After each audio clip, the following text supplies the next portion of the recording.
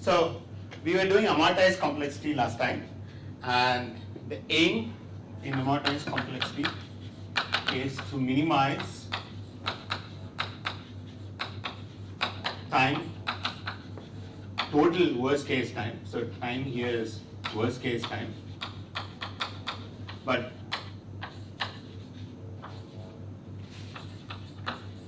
for a sequence of operations on a data structure. It's typically something on a data structure, and we're trying to minimize not for one operation but for a sequence of operations. And the average time, so if you do something like 3 operations, then amortized complexity of your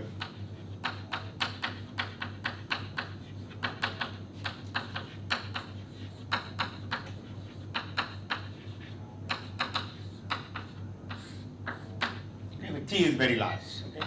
Something sufficiently large, and so that is amortized complexity. And why is it important? Well, we saw that there are applications like maybe when you want to apply some data structure for a graph algorithm, you are not really doing one operation, you are doing a bunch of operations. And so when I say this aim, there are two aims here. One is estimation, which is that, I mean, if I care about total time for T operation, I can always find the worst case time for one operation, multiply by T. Clearly that is so. Amortized complexity is always bounded above by worst case time, because you can just simply say if, this delete min operation takes log n time, then if I'm doing n such operations, at most n log n. So log n is also an upper bound, but often it may not be a good upper bound, okay? So the example I was telling last time was that, let's say I want to find out your monthly expenses, okay? And I ask you what is the maximum you spend on any single day, and you say on 5th of the month I paid my mess fee 2,000 rupees. So that is your worst case. So I multiply by 30 and say, okay, your monthly expenses is at most 60,000 rupees, right? Or 6 lakhs or whatever, 60,000 rupees, which is completely a gross overestimation, right? And the reason you spend that 2,000 is because you don't have to pay rent every day. You don't have to pay for food every day. So this is this notion of amortization, which is that an expensive operation sometimes is either preceded or succeeded by a lot of cheap operations, right? It doesn't happen all the time to say, okay, I multiply by that and give me an estimate, right? And now, so this is the notion of you want to do a tight estimation of this overall time. And it's a challenge because there is some dependency on the operations, right? So you can't just individually analyze the total time, because this operation is expensive and then that causes some other things to be cheap. So you need to capture this dependency somehow and argue, okay? So that makes the tight estimation problem a bit harder. And the second goal is also that if my goal is to design a structure which minimizes amortized complexity, then you may want to even design different data structures, right? So one is that here is the structure, tell me what is the amortized complexity, is my estimation correct, do a tight estimation. The other is, okay, now for example, for the case of applying a heap on a shortest path problem or something like that, I don't care about worst case time, so I give you some flexibility now, design a different kind of a data structure where worst case may be bad sometimes, but overall, so this is design better data structure focusing on amortized complexity.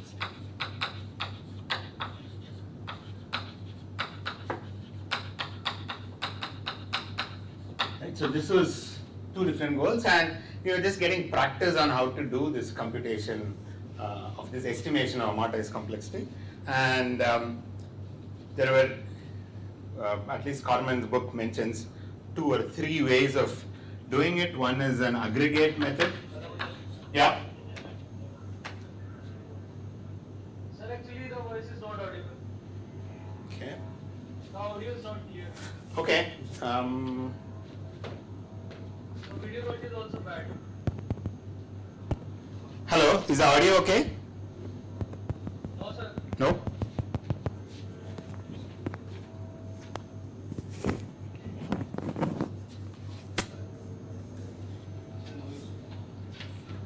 Is this better? Hello?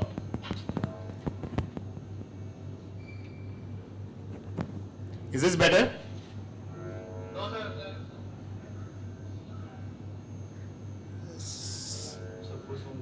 So is Vivek sir there? You can talk to him and see whether there is a problem there. I mean, looks okay from our end.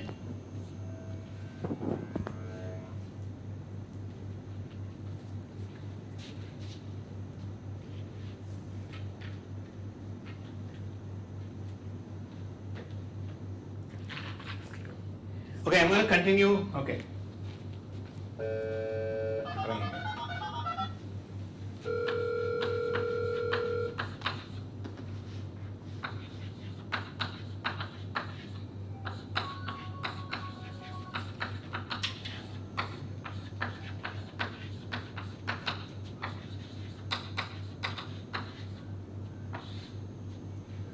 So Carmen book calls these three ways of doing this amortized analysis. Okay, the terms don't mean anything. I'll just tell you what they are. So in the aggregate method, you want to look at again not one operation at a time, but you do a sequence of operations and somehow overall figure out how much cost it takes. Right? And which may not always be possible, but so that's and in the potential. So is the audio better?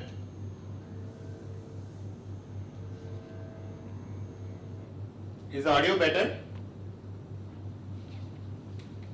Sir, our video on sir. They're freezing, yes. Okay, I'll continue because this is something they did last time. So in the potential or credit method, okay, so I'll tell you. So the two toy examples we saw, you would have seen, is this incrementing a binary counter.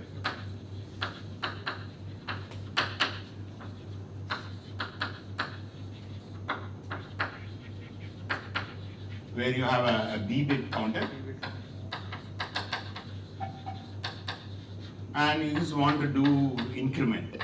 Actually, sir, Yeah. sir, your voice is not clear. Can you be louder?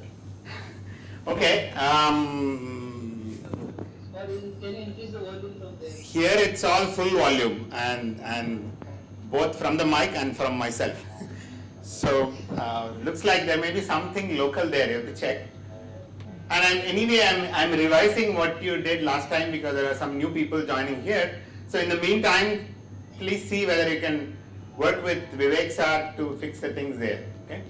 And I'll take a break when I'm going to start something new, so we will be on the same page. So I want to do this increment, and let's say I do some large number, some t increments. Right? What is the worst case time for an increment operation? So the least bit will take all t increments. The second one will take t by 2. Wait. You're jumping ahead. First of all, we're talking about b-bit counters. Okay. Right? I'm saying, what is the worst case time for a single increment operation? Order B, because in the worst case they're all 1, 1, 1, 1, 1, and you might want to change that to C. So worst case is B is the worst case time, and if I'm doing T increments, an estimate would be overall time will be T times B. And we want to argue that actually you can do better. And why do we even think it's better? Because you don't have to increment 1, 1, you don't come across 1, 1, 1, 1 all the time, but well, maybe not all 1, 1, 1, 1, maybe you will come across B by 2 running time, right? Will that happen? How do you capture the dependency between these things? And that's where your argument of, what did you say? Yeah. The least bit will always increment. Yeah, so now we will It count, always change and so we will count the total time for T increments in a slightly different way. Instead of doing one increment at a time, we will see the last bit and see how many times that got incremented. Well, every time that got changed, right? So that got flipped. So that's T.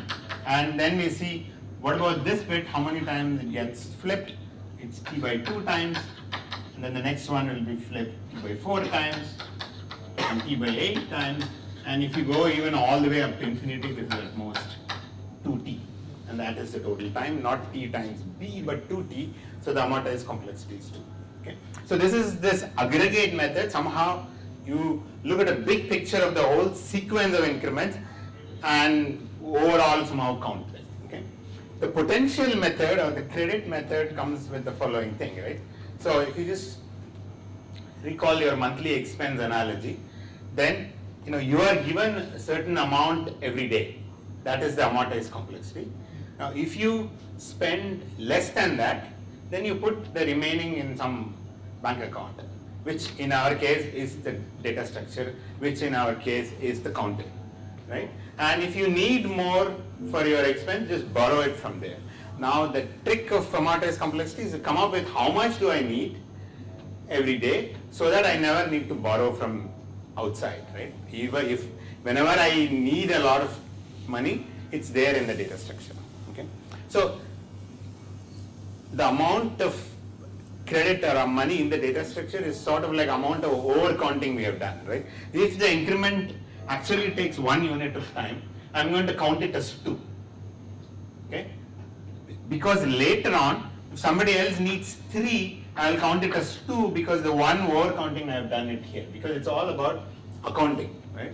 We are distributing this cost and we want to count the cost for the total number of operations. So we will do this distribution. So how much credit should I come with for each operation so that if I spend less, then I put it on the structure, and if I spend more, I borrow it from the structure, but I never need to borrow from outside. Okay, so that is, and usually this, if I manage to get this aggregate thing, it tells you an idea of how much credit I should come with, right? So I give each operation some 2 credits and say, okay, this is what I'm going to count.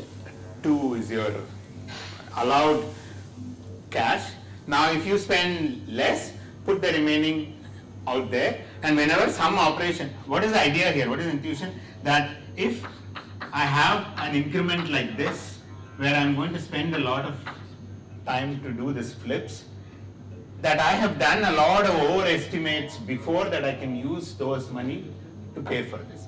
Now, so how do I distribute this 2 units, right? So this potential method says, or where do I, okay, so there is a, so what it says,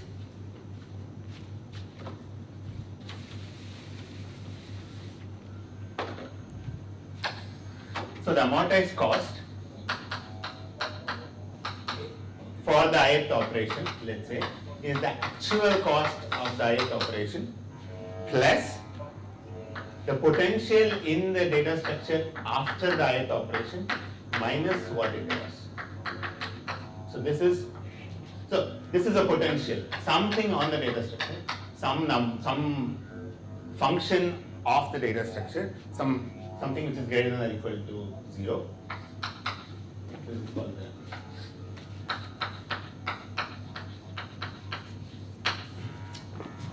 then this is like a formula, and it fits with the intuition that if the actual cost is less, okay, amortized cost is the credit given to the operation.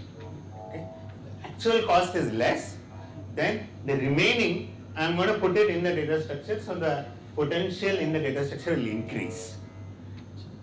Right? Phi of di is what is the potential after the ith operation.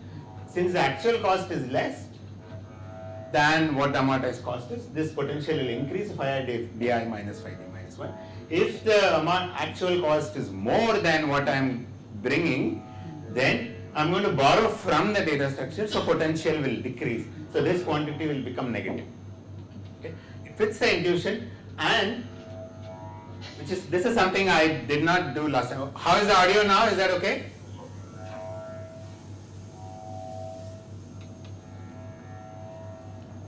Is the audio okay? No, sir. Okay. So, I mean, you can't hear anything, or you're hearing feebly? Okay. So, I think, we are okay from our end. No, audio is really loud. Can you call Vivek? Okay. Okay. I think we are checking with Vivek, but you heard me when I asked you how the audio is. So you are hearing something. right? So I think I'll keep going. So this is something I did not do last time. Let's say I do this summation amortized cost, right? I'm doing this T operations totally. My goal is always there is a sequence of T different operations on my data structure. So the total cost of the amortized cost by this formula, I'm just trying to tell you why this formula makes sense and why is it justified. This is the summation actual cost plus dt minus phi. yeah, potential because there is a cancellation that's happening. So it will be phi of the final potential minus the initial potential. Okay. Now my interest is this, right? I really care about the actual total time. Amortized cost is something which I brought in to do my estimation, and so summation actual cost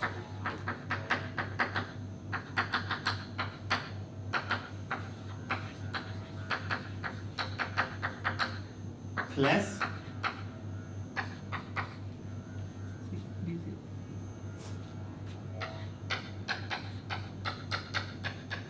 so if I ignore this because phi is always greater than or equal to 0, so that means it's less than or equal to, and if, okay, so I can just leave it here. So if I really care about the actual cost for this sequence, then this formula makes sense, that if I just plug in amortized cost into this formula using some potential, then typically you're going to start with initial potential 0, otherwise you can compute the initial potential and add it to it, and we want an estimate for it. I gave you an estimate for summation amortized cost, right? So somehow so here the interesting challenge is what is the potential? Who gives you this potential? How do you come up with this? And that's what makes it harder. Okay. Again, for the potential, you can intuitively view it as the amount of charge in the data structure. Right? This is the amount of charge.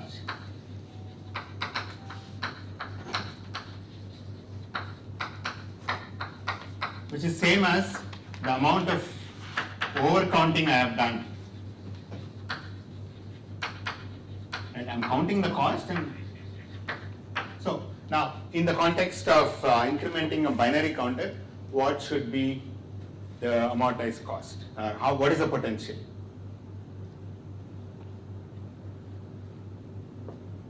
Okay, and okay. So it's all about distributing this cost carefully, right? So what we saw last time was this. When I'm doing a binary increment, there are some 1-0 flips, there are some 0-1 flips. How many 0-1 flips happen? Same as 1 0. No. In one increment. Oh, in one increment. In one increment, How many which flips? how many 0-1 flips happen? One. At One. most one. At most. At most. Yeah, assuming I don't go all the way, then it's exactly one. Yes. Right? Is that clear? How does an increment work? I start from here, change the 1 to 0, and change this 0 to 1 and stop. That's an increment. Right? These are all the carry thing. So the number of 0-1 flip is exactly 1.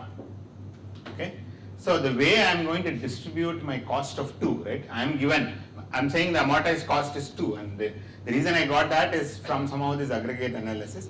But later I'm going to tell you that you don't know, you may not even know, you just have to come up with some magic potential that works. Okay? So the 2 cost I am given, the way I'm going to distribute it is 1, I will pay for my 0-1 flip. Okay? Because there's exactly 1 that happens. The extra 1, I'm going to put it with this 1 to say that this is the amount of overcounting done. Okay? You lost. Okay? Now you should ask me, okay, who's going to pay for the 1-0 flips? Right? The actual cost of an increment changes a lot of ones and then changes 1-0 to 1. And all I'm saying is I am going to give you only 2 rupees, okay, to account for the total cost of this increment. And I am going to also tell you here is a way to use the 2 rupees. When you change a 0 to 1, there is a cost of 1, use that. And the extra cost, put it under 1. Now you have to come back and say, okay, how do I pay for my 1 0 flip? So how do I pay? Initial that I stored in The previous increments are already paid for it, right? So whoever changed the 0 to 1 has put the cost of 1, which is sort of the overcounting they have done. So the invariant, which is the potential, is the number of 1s. So every 1 has a charge. That means every 1 has been already there is an overcounting of 1 unit that is done on those 1s. So now you use that to pay for the 1 0 flip. So cost of 2 units is enough for you, because use 1 for the 0 1 flip and 1 to put it on the 1. Okay. So what is the potential then? Which is the amount of charge in the data structure. What is the potential? number. Number of? Uh,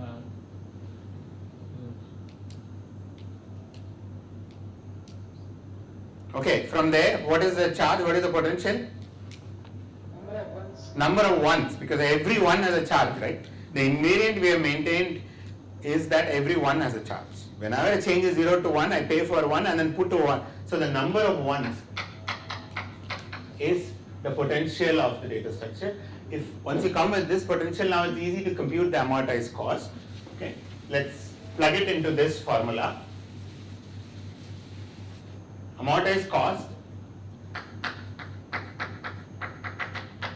is the actual cost. I don't know the actual cost because an increment does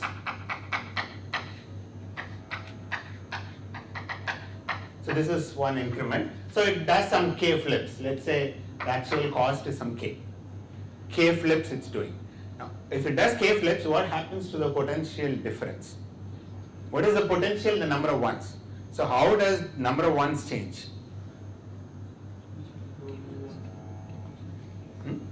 It is decreased by k. It decreases by, well, And number of ones. Wait, Number of k ones minus- in that value. yeah, number of ones. So the total number of flips is 1. Then this is k minus 1. These k minus 1 become 0, so it decreases by k minus 1. But then there is an extra 1, so it decreases by k minus 2. So my potential difference is this. Actual cost, because it's a decrease, I'm putting a minus, and that's equal to 2. Okay. So here is another way of arriving at the same amortized cost. One was the aggregate method, which somehow we looked at the overall thing and argued it. And the other method is some magic potential we come up with for the data structure. In this case, what that potential became obvious because of this credit thing. As we go to more complex data structures, it may not be obvious, but something we just plug it in and works in this formula, that's fine, because the way I argued it, it gives you an estimate. Okay? So in this case, this is the potential. Okay, good. So now the other example again. So is there any other method also called accounting method where I think there is a local bank instead of a Yeah, so this credit method is also called accounting. So instead of potential, you can argue in terms of this charge of number of ones, right? So I put a charge and there is a local bank. Each bit has a one. Yeah. Yeah. Yeah, I So mean, you instead can- of a, Yeah. You can Each assign bit has a 1. So you can think in terms of that's the way I actually argued, right? Initially, before I got to the potential, Yes. I argued whenever you use these 2 units to pay for 1 flip and put a charge on that 1 unit. So that's some sort of an account. Okay. So I mean, you can put the credit to the either to the data structure or to the objects. Exactly. each object has So keeping it with the object helps you, because now you know that an increment does 1 0 flips, and for every one has a charge, so you can use that to pay for the 1 0 flip. And the 0 doesn't have a charge, so use 1 unit to pay for it and maintain the invariant that every one has a charge, so use that. And this kind of, getting so well into the data structure may not be so obvious as we get on, but I just want to keep reminding you about this. So the other example, again, toy example we saw was this stack operation.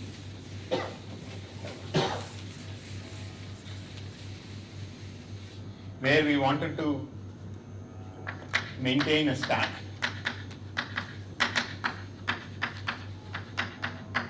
To support push, pop, the standard operations, and then I also have a multi-pop. Let's use the same analogy. That means, so this is a standard push an element into the stack, pop the top element. Now I say pop the top B elements of the stack. Okay. But what if the stack does not, B is some constant, right?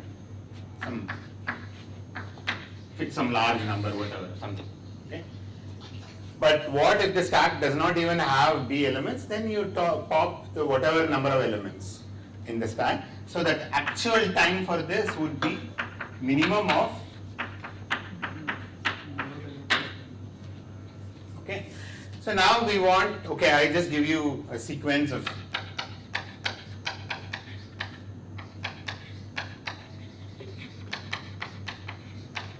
blah blah blah, some sort of T operation, and I want to understand the time for totally how much time it will take. Again, the worst case for one of these operations is at most B.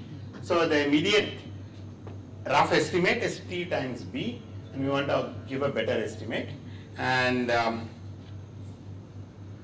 we looked at both the aggregate method and potential method. So what was the aggregate method argument? So, okay, so it says like that for a push operation, so you the cost is exactly 1 and pop also exactly 1, but for this multi-pop you have to pick the minimum of P and Yeah, exactly. No, but we just had a, we looked at this whole thing and we had a simple observation which told us that the amortized cost is constant. Yeah, the size, the number of element present in the stack. Okay, that's a potential. Okay, you're just coming high. Now, the idea is, suppose I break this up into single pop operations and every pop takes constant time. Okay, the idea is, what is the maximum number of pops, the real pops that I mean, there will be some pop operations where you go to the stack and find out that there's nothing there and you come out, right? But what is the total number of real pops possible? Number of push It's upper bounded by the number of pushes, right? And that's it. That is this big aggregate analysis which says that, oh, you might be spending a lot of time with these multiple pops, but if you just break open all of that and count the total time for all the pop operations, including the multi-pop, it's never more than the time for push operation. Okay, by time I mean the number of elements popped or pushed.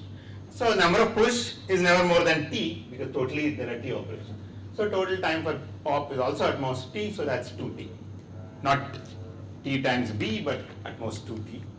And you can come up with a potential argument, which is that every time it's like the 0 is changed to 1, you pay for it and you say, oh, somebody will change you to 0 later on, I'm going to give you a charge for that. Right? Similarly, when I push an element into the stack, I'll pay 1 unit to pay for that, and then put 1 charge on that element and say later on if somebody is popping you, use that. Right? So the amortized cost is 2, and that's all we went through last time. Okay. So now let me get started with slightly towards the end. One observation I made was that if I'm doing this increment operation, right, we saw that the amortized cost of an increment operation is constant, 2. Suppose I sneak in some decrement operations also in between, right? So my sequence of operations is not, it's increment, increment, increment, decrement, increment, decrement, decrement, and so on. Then what do you expect? Order B. Order B. The amortized cost will be order B, because you can come up, see, minimum time for I will also say worst case sequence. Right? So amortized complexity is for any sequence of operations, this is the upper bound. right? That's what I'm arguing here. When I say amortized complexities of an increment is 2, you do it, you start from 0, 0, 0, 0. I have to start with 0, 0, 0, 0, so that potential is 0. Otherwise, you have to add this number, whatever the potential is. You start with 0, 0, 0, 0 and keep on doing any number of increments, any sequence. I know that the amortized cost, which is the average cost over that sequence, is at most a constant, which is 2. Can I say the same thing for, you start from 0, 0, 0, 0 and do any number of increments and decrements, that the amortized cost is constant? No, because I can give you a sequence where the average cost would be B. So what would be that sequence? Decrement, then increment, then decrement, increment. Like that. Okay, you start off with that? From zeros, if we decrement, we will get all ones. Okay. And then increment all. Yeah, so suppose I start with 0, 0, 0, 0. Let's say I do some increments and get to this. Okay, so this will be like, t by 2. So suppose I do t many operations, I do some half the operations to get a lot of ones here. Some proportionate to b by 4 or b by 10, some number of ones here. Then I do an increment, that will cost me b. Then I do a decrement, it will cost me b. Increment will cost me. So there is no, I'm not gaining enough potential to pay for it. Every operation, only if you have some cheap operations, then you can build up potential. Right? You can sort of do over counting to pay for an expensive operation. Whereas here, what you are observing is that it just keeps changing. If you just keep doing this, then the argument breaks down. It's not true that the amortized cost is constant. The amortized cost can be theta b. Okay. Just something to keep in mind.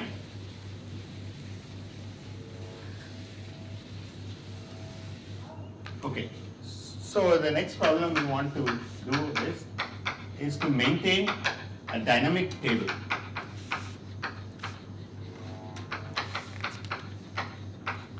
Again, to start with insertions.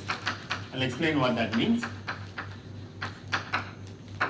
So you have a program or something which requires some table of some size. Now you don't want to ask too much space because you might not use all of it, so you will waste it. At the same time, you don't want to ask too little space because then immediately you will need more space. You have to ask your operating system for it, right? So you have a table of some size. Now, if there is you want to insert some element, and it tells you which location to insert, and if there is space, you will go and insert it. But if the table is full,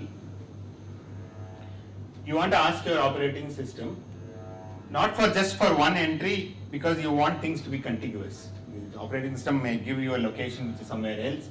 So what you want is you want to ask the operating system for a larger table and copy all of these elements there.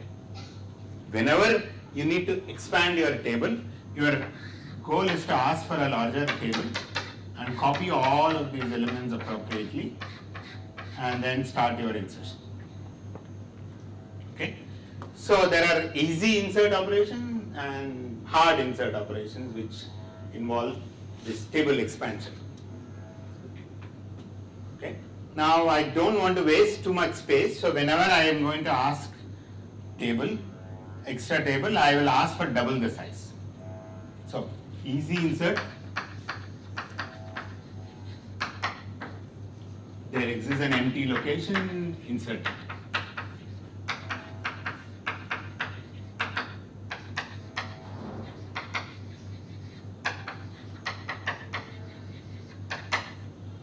And hard insert.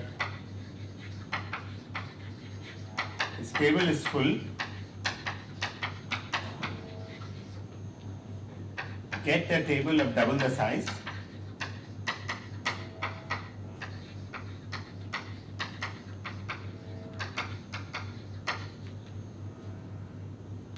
Insert, so copy all elements into the new table.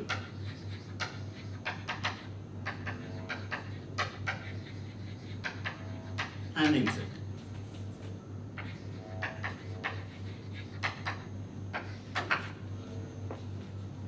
So now our goal is that I'm doing a sequence of some t many insertions. What is the total time? Okay. The worst case could be as bad as t, because maybe rt minus 1. I had this table which is full, and then I'm expanding it and copying all elements and putting it there. So this suggests something like t square as an estimate, and we want to do a tighter estimate for it.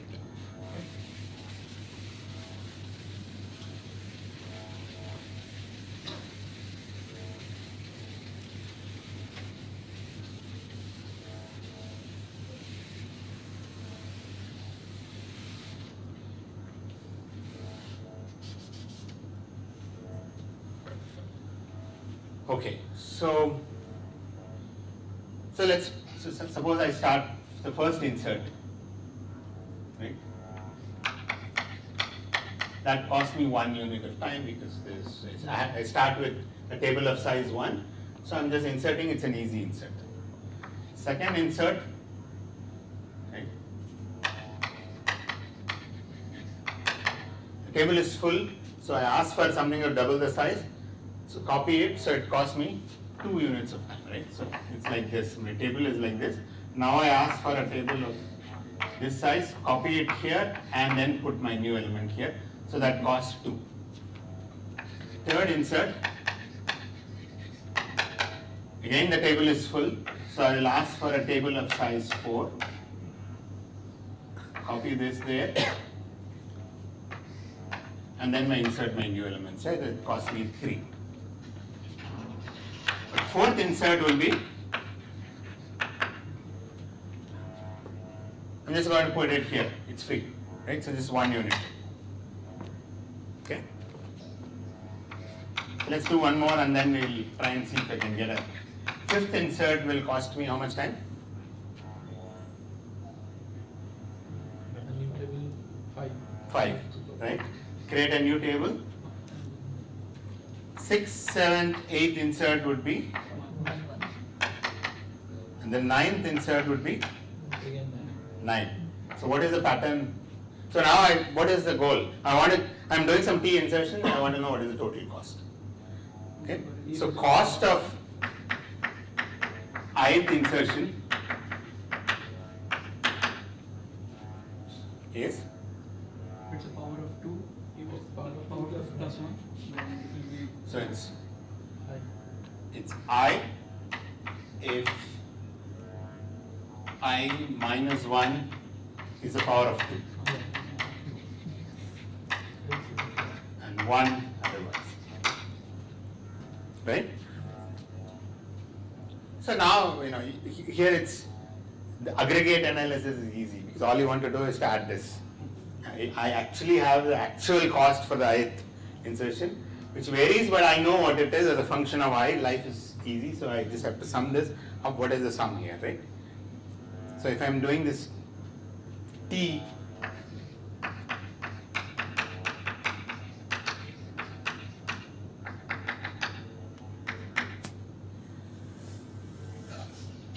so I can write this as 1 plus I minus 1. Okay? So this is the power of 2. So there is a 1 which is there everywhere. So this is going to be 1 plus all the powers of 2 in the i's I have, right? Because, right, think of this as 1. So there is a 1 always here and 1 here. Only if it's a power of 2 plus 1, and that power of 2 is added. So it is simply t plus summation all the powers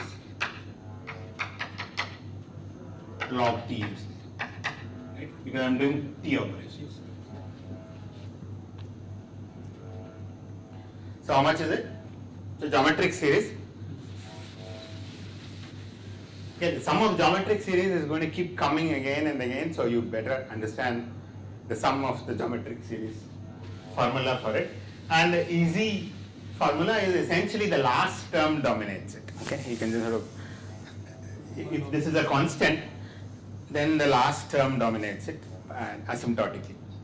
So more precisely, it will be log p plus 1 or 2 to the power, right? So this is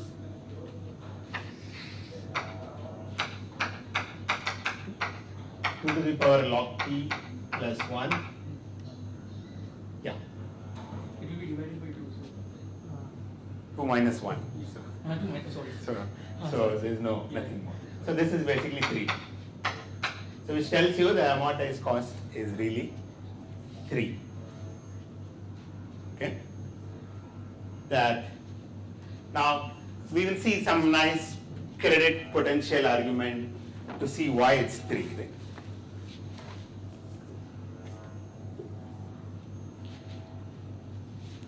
Yeah. So I mean this is the aggregate analysis. I am interested in T insertion. I actually know exactly ith insertion, right? In the case of binary increment, you can sort of maybe figure out what is the cost of ith increment and compute the formula and do it. We did not do it, but that's one way to do it. But if I want to think in terms of potential, let's say, I mean, it tells you every increment should come with something like 3 credits, okay?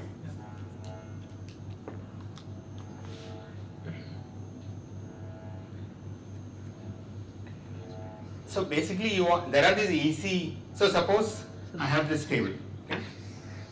And It's like one for copy, Mhm. one for creating the yeah. so what is the point? One for So there are insertion. these hard insertions which require copying this entire table. Yes. Somebody must pay for copying each element.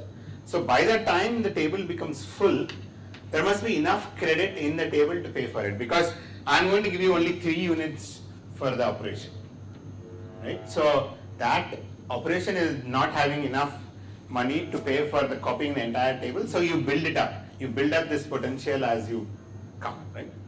So we want to think about how much is the potential and what is the credit argument, right? So let's say the table got expanded. Right now table got expanded, so this is full, and I inserted the new element. Okay, the table got expanded, so this would basically this is full, and I have this new element. So the scenario before was that this was the table, and I want to insert a new element. There is no space, so I created a table of double the size, and then inserted the new element. Typically, when this hard insertion happens, the potential will be 0, because you're paid for by all the potential, so there is nothing here. Okay. Thankfully, now another hard insertion is not going to happen soon. How soon or how late will it happen? That all these guys need to fill up, right? Now, when I am doing the insertion here, they are going to build up potential. Build up potential for what? One to pay for the insertion, Next. and one to pay for copying this element. But what is the extra one? There are 3 units. Somehow it tells you that. So suppose I come with 2 units. Okay. Suppose each operation comes with 2 units. One to pay for that actual insertion, and one I put it as a charge here to copy this element. So now when the table gets full, you're going to copy all of them. There is enough charge to pay for these guys. Who's going to pay for these guys? When the expansion happened, there was nothing here. At least that's sort of the invariant that's going to happen. Right? So that's why you need to come with 3 credits. One to pay for your insertion. One, a charge on you for your copying. And one, you help somebody here. Okay? You put a charge here for 1 unit. Right? So now when all these insertions happen, everybody has a charge if you actually provide 3 units of charge. Now the expansion happens, so everybody is paid, all the charges are emptied out. Now this is full, and now you are inserting all these elements. So there is no charge here, then this whole game starts. Okay? So the 3 units idea is because you want not just to pay for your copying, you also help somebody else, because when the table expansion, when the hard insertion happens, potential is all wiped out, because that is one of the typical invariant in this potential argument, is that you build up potential for an expensive operation. So when an expensive operation happens, potential is wiped out, right? Like for example, if this is a insertion you are doing, then every one had a charge, but after this was an expensive operation, all these charges are wiped out. Okay? Only this element now has a potential. That's what's going to happen. So there is no charge here. So if you come with one extra credit, you can only pay for your insertion, but that's not good enough. So you come with 2 extra credits. So now let's tell me what should be the potential, right? What is the potential? And then we will do the amortized analysis of the insertion.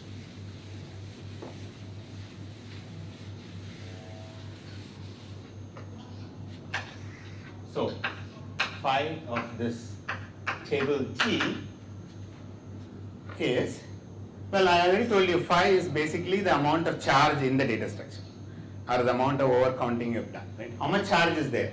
Suppose I have filled up table up to this point. Then how much charge will be there? Number of elements, this. Into 2, exactly, right? Number of elements up to this point into 2, right? Because 1 to pay for this insertion and 1 to pay for this. It's 2 into, so the potential is 2 into, Number of insertion after last extension. yeah, or total number of elements in the table, right? This is the number of elements in the table minus size, so I am introducing 2 parameters here,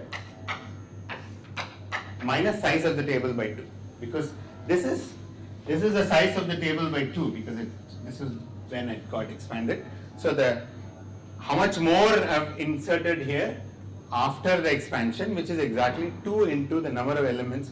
So this is yeah, okay. This is 2 into number of elements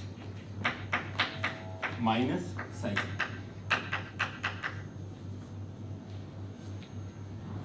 Somehow, I mean, even here it is not a magic. Somehow we worked our way through and figured out what the potential should be. First thing is the potential should always be 0. Okay? In our argument which we did not use, is this always greater than or equal to 0? Sorry, not equal to 0, greater than or equal to 0. Why is it always greater than or equal to 0?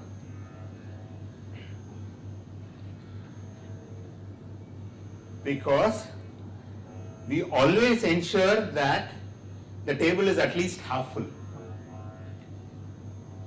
Right? Table is at least half full was always that, that is one of the criteria we said we don't want to waste too much space. Right? That's how we started off. So the table is at least half full means what? That number of elements is greater than or equal to size by 2. So this is greater than or equal to 0. This is the invariant we always maintain every time when I expand it or otherwise. Good. So now let's just plug it into the formula and verify what is the amortized cost of an actual insertion, right? So amortized cost of an easy insertion, what do you expect it to be? 3, right? That's what we told. Amortized cost always we expect, everybody has to come with 3 credit is what we have estimated. Let's see, we plug it into the formula and see what happens. Well, because this is my potential now, right? So if I am doing an easy insertion, the size of the table doesn't change because I am not expanding or anything. So this will cancel out, right? Yeah. So okay, what is the actual cost? 1. Because it's an easy insertion, space is available, I'll copy it. Plus, what is the potential difference? What is the change in the potential? Size doesn't change, so it will cancel out. Number of elements increases by 1. So 2 into number of elements increases by 2. So that's equal to 2. Right? So this is the actual cost and this is the potential increase. And this is the potential.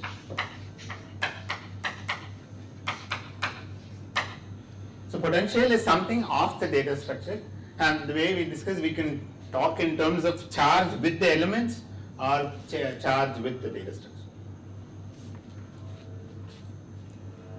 Let's look at a hard insert.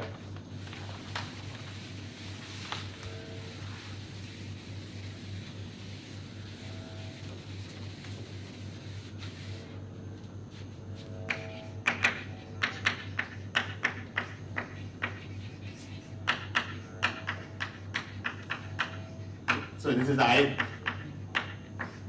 ith operation. It's a hard insertion. So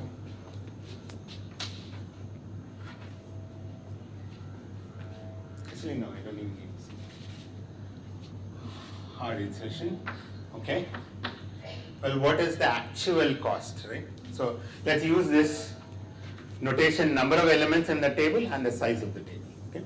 So what is the actual cost? Okay, maybe I insert. Right. So I will use num I of t, the number of elements after ith insertion,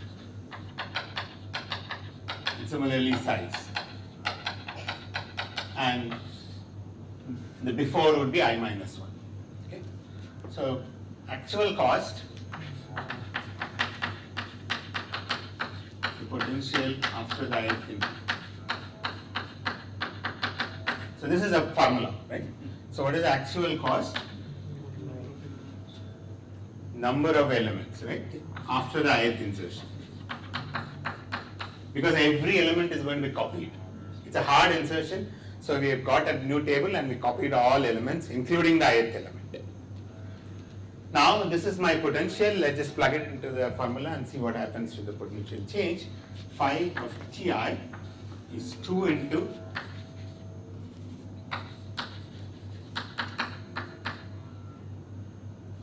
number of elements after the ith insertion. Okay, I could use this, that's easier. Minus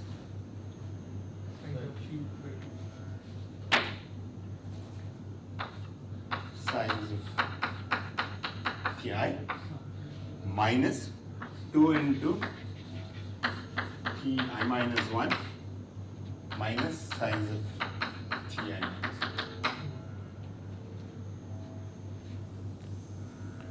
So everything, size changes, number changes, let's capture all of that. So number changes by 1, right? So 2 into number of this by minus this will be a plus 2.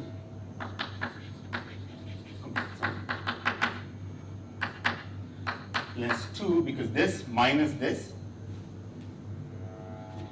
plus, right? Because it's minus of. So this minus this is exactly 2 because the number increases by 1, so I'm just putting 2. Now let's talk about size. Size doubles, right? So size increases by double, so it's plus size of Ti minus 1 or minus of, right? So what I have is, this is what? Minus of size of Ti minus size of Ti minus 1. Right? That's what I have. Because the minus size of Ti minus size of Ti minus 1. Since size of this is double this, when I subtract it, it's exactly this size. So I have a minus there.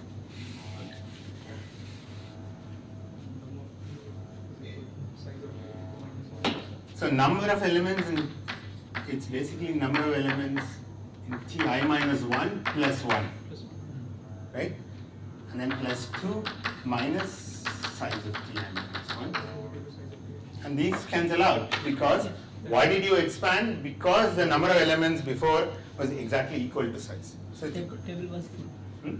The table was full, exactly. So size and number were same because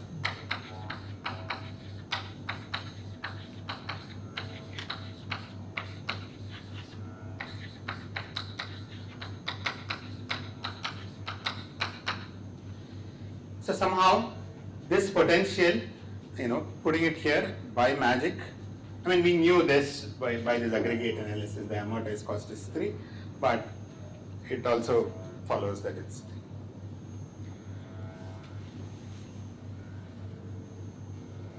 3. After I mark, sorry, before.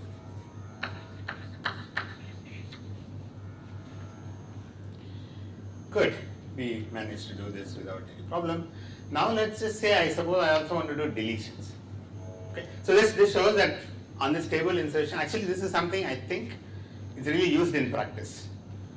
In some operating systems actually implement this. If I would really want a contiguous set of locations without really wasting space, then every time when the table is full, ask for double the size. Somehow this doubling, it's sometimes called doubling argument, it comes up a lot of places where you can easily show the amortized cost is constant if you do this kind of a doubling thing. Okay. Now if I also want to include deletions and still want to maintain that the table is at least half full,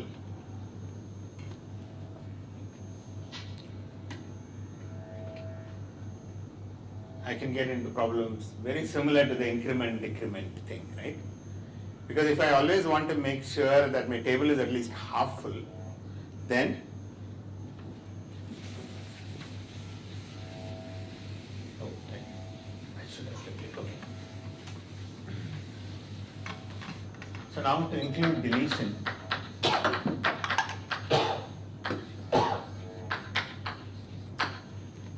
so let me define, this is the number of elements by the size of the table. This is called the load factor.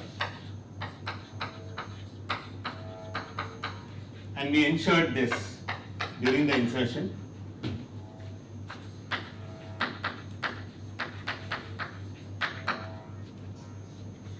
Right? Just to avoid space, wastage of space, we insert this, and somehow we said that even with that kind of a constraint, some insertions are harder, but overall the amortized cost is a constant. But if I want to maintain, to include deletion, if we still want that the load factor to be greater than or equal to half, then you can get into problem. Right? You can't guarantee amortized constant cost. Why? What kind of a sequence will get you into problems? Sequence of deletion is question. Yeah, so suppose my table, so I built my table and it was full, let's say. It was full, and because you want to maintain at least half full, so you created double the size and inserted this new element. Now I delete this, right? Okay, deleting this, you are still greater than or equal to half. Suppose I delete 2 elements.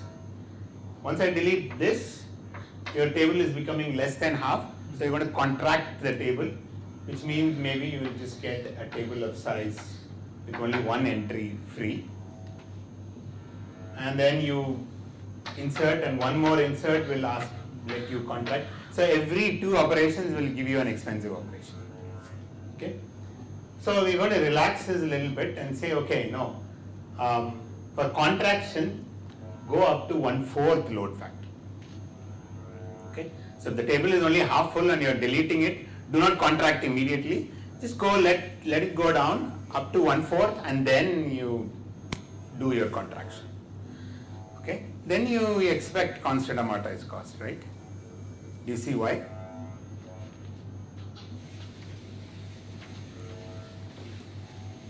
So, let me just say, so then amortized cost can be large, right? Basically, omega t, you do t operations, which is basically a number of elements. You may have to copy all elements all the time, pretty much, okay, some fraction of elements. But, so now, so relaxation, expand if alpha t is 1, right? Expand meaning double this space, and contract if alpha t is less than or equal to 1 by 4.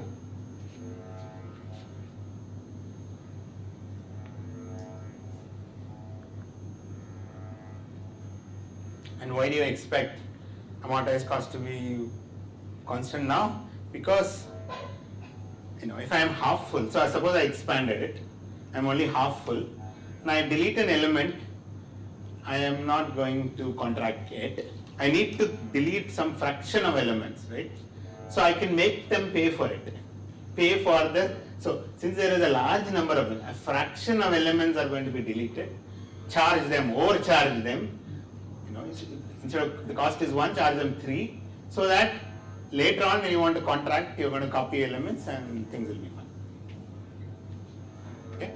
So now how do we want to argue this, and what is the amortized cost, or what sort of potential we want to come up with?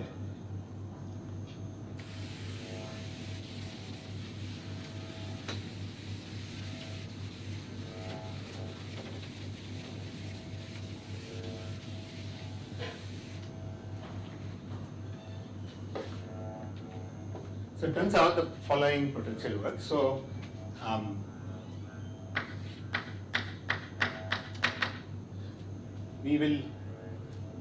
if the load factor is greater than or equal to half, then make sure for expansion that everybody has like 2 credits, whatever number of elements minus size by 2, right?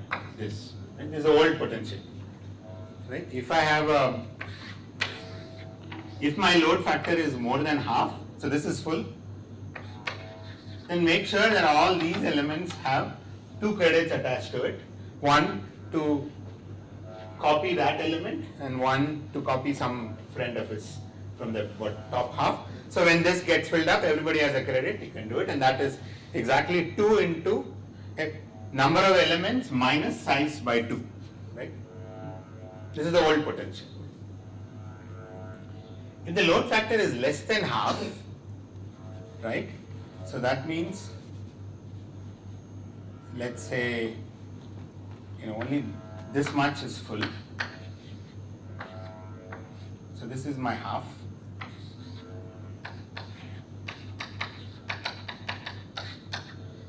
Then you can think of it as maybe, how did it even happen that load factor is less than full? Some element, these many elements got deleted, okay, intuitively.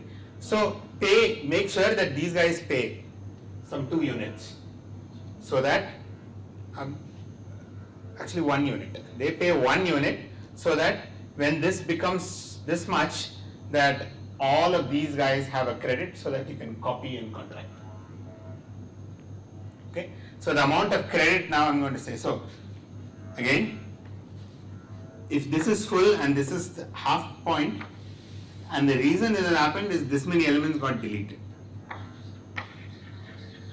Because otherwise we always maintain the load factor was greater than or equal to half as expansion. So these guys got deleted, I allowed them to get deleted because I am building up potential. So when I delete, I'm going to charge them an extra 1 credit, which I will use it for each of these elements. So when this becomes like 1/4, then everyone here has a credit. Now you can contract and copy it. So the amount of credit, if alpha t is less than half, is this number. How do I capture this number? Size t by 2 minus number of elements. Size t by 2 minus number. Exactly. Right? This is the size t by 2 minus this is the number of elements.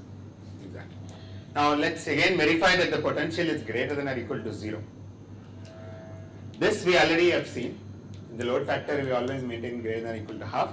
We know that number of elements is at least half the size in this case.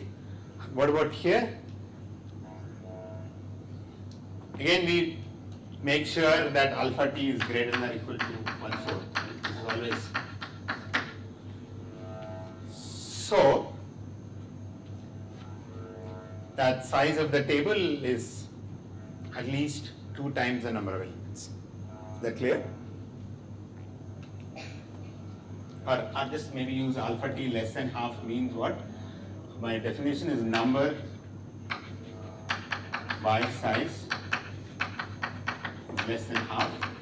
So 2 into, yeah, number of elements is less than size t by 2. So this is positive. Okay. Okay. So now let's plug it into my formula and see how much time it costs for a easy insertion, hard insertion, easy deletion, and hard deletion. Right. Easy deletion is that I delete an element and no contraction happens. Hard deletion is that when I delete, that table becomes 1/4, so I have to copy everything. Right. So there are 4 cases, and all of them are not okay. Let's see. So now amortize. So there are. Let's do easy insertion. And not just 4 cases. You also have 4 into 2, 8 cases, because you assume that before the insertion the alpha was greater and maybe it became alpha was less and then it became increased. So because your potentials are different, that's 4 into 2, 8 cases. Okay. So let's do alpha t suppose was greater than or equal to half. And I'm doing easy insertion.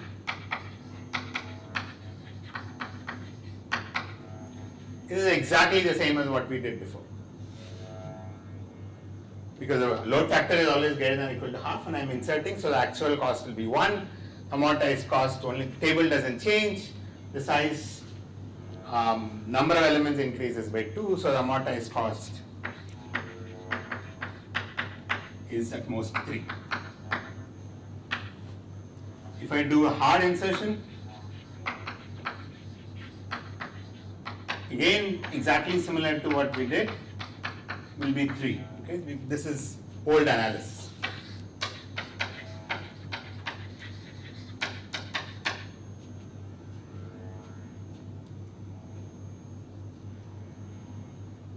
Deletion will be even easier here because alpha t is greater than or equal to half. It's only easy deletion. There is no, because one deletion will not bring it down to 1/4.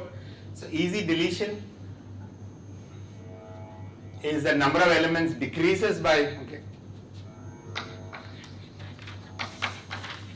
So my potential is still here, right? So I'm doing this. So when I'm doing deletion, the actual cost, I'm deleting one element.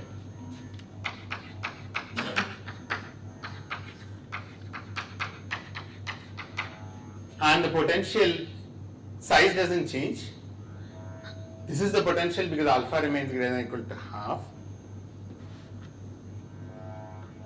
Okay, alpha may become less than half. So maybe after the deletion, alpha may become less than half. So I need to argue carefully. So let's do this. Okay. So let's get to deletion.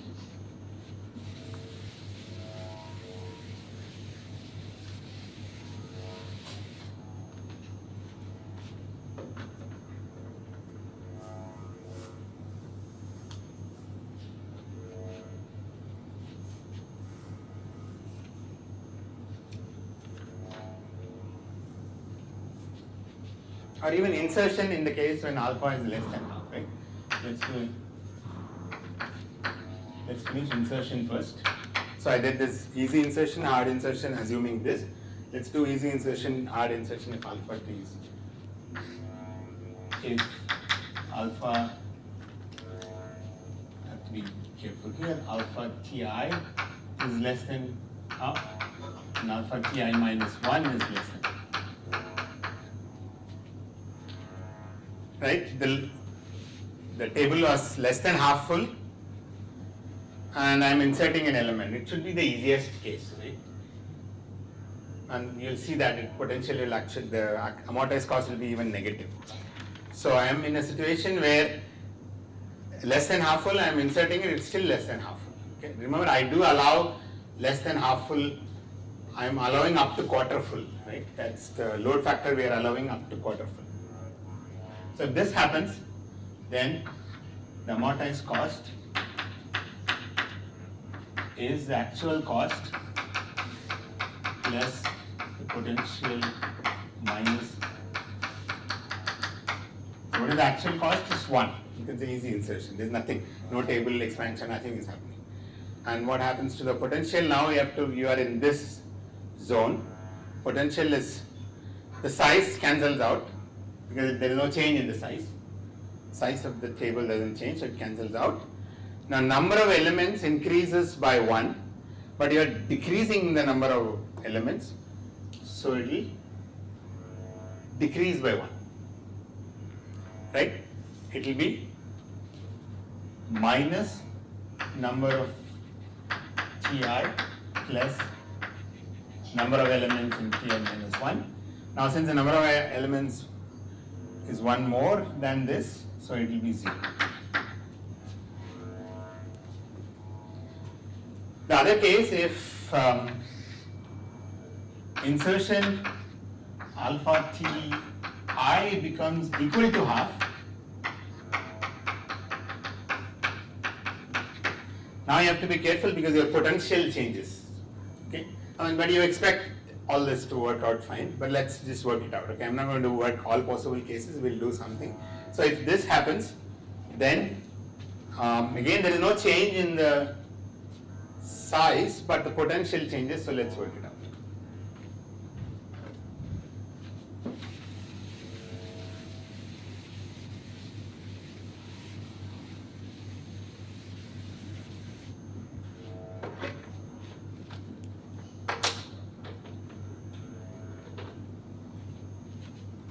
So the amortized cost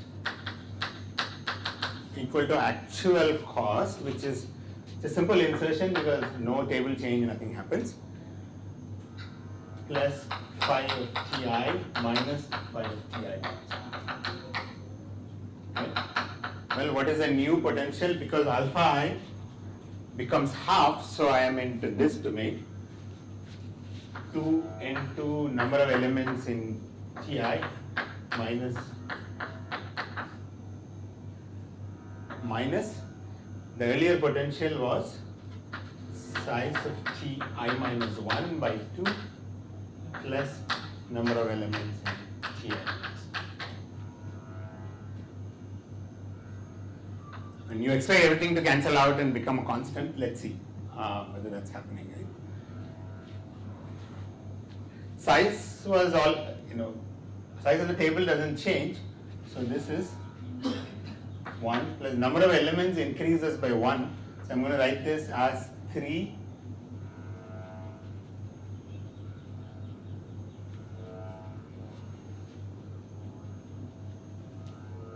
okay, plus 3n of Ti minus 1 minus 3s of Ti minus 1 by 2. You agree? Yep. Because n of Ti is 1 more than n of Ti minus 1. So that 1 I took it out and added it here. So it's n of Ti minus 1. How many of them? 3 times. And this is s of Ti minus 1 by 2. Okay. Alpha Ti is exactly half. Okay. I wish I had used Ti. Okay. Yeah, let's get to Ti because then I want to use this fact that there is a size and the number of elements relationship on the Ti. So let's just go back to Ti, which is n of Ti minus 1. So this is 3 times n of Ti. That's good, right? Because n of Ti is 1 more than n of Ti minus 1. So this 3 accounts for it. Minus 3 s of Ti by 2 because the table size for concerned it's the same. Now that cancels out, right? Because n of Ti is exactly size of T by 2. So this is 0. As alpha Ti is equal to half, which is equal to, by definition,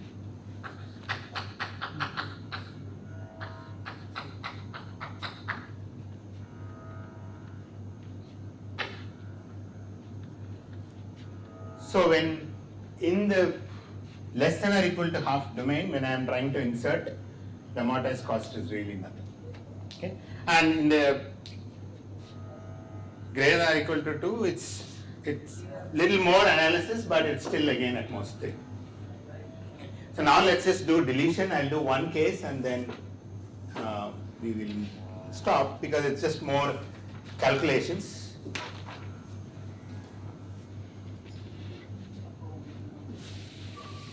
Let's do the hard deletion, easy deletion, and then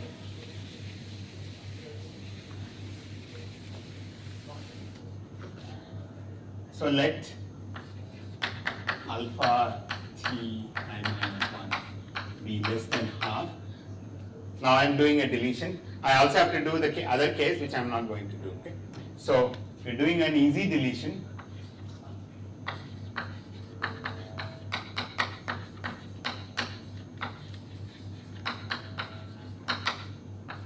Since I erased the potential center, let's write down somewhere the definition. So phi of t is if alpha is greater than or equal to half. Tell me what it is. 2 num t 2 into n of t minus size size of t. And in the other case, of t by 2. size of t by 2 Minus minus one. right? So since alpha is less than half, I am in this potential domain. So easy deletion is that my table is less than half full because alpha is less than half, but it does not come down to 1/4, so I just delete an element. So the actual cost is 1.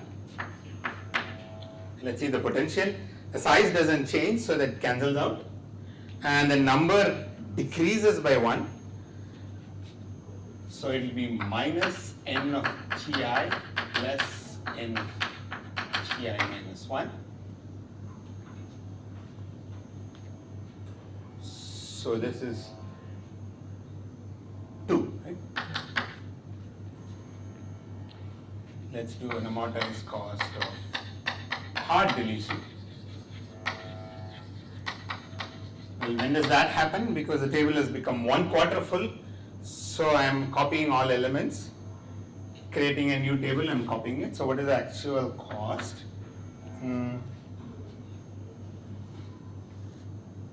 The actual cost is after the deletion, whatever number of elements are there, I have to copy them. And I also have to charge 1 for the deletion. If one element got deleted, there is a cost of 1. And then there are so many elements left which I have to create a new table and copy it. So this is the actual cost. Now potential, we just have to plug it in and we get it, right? What is the potential? I'm in this domain.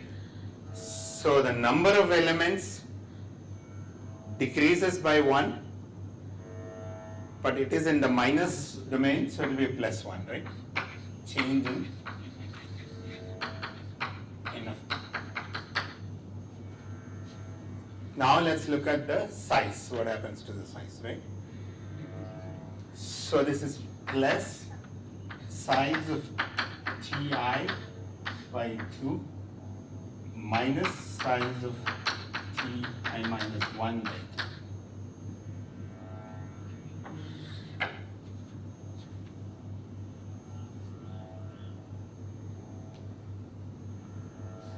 So what do I do when I contract? When the table becomes 1/4, right? Only this much is there. Then I just give away this half of the portion because I want to make sure the load factor is at least half, right? So I will copy and put this. So the table size becomes half of what it was. Okay. So this would be n of ti plus 2 plus, so the new table size is half of the original table size. So I have to write this. This is basically size of ti minus 1 by 4. So minus size of T of I minus 1 by 4.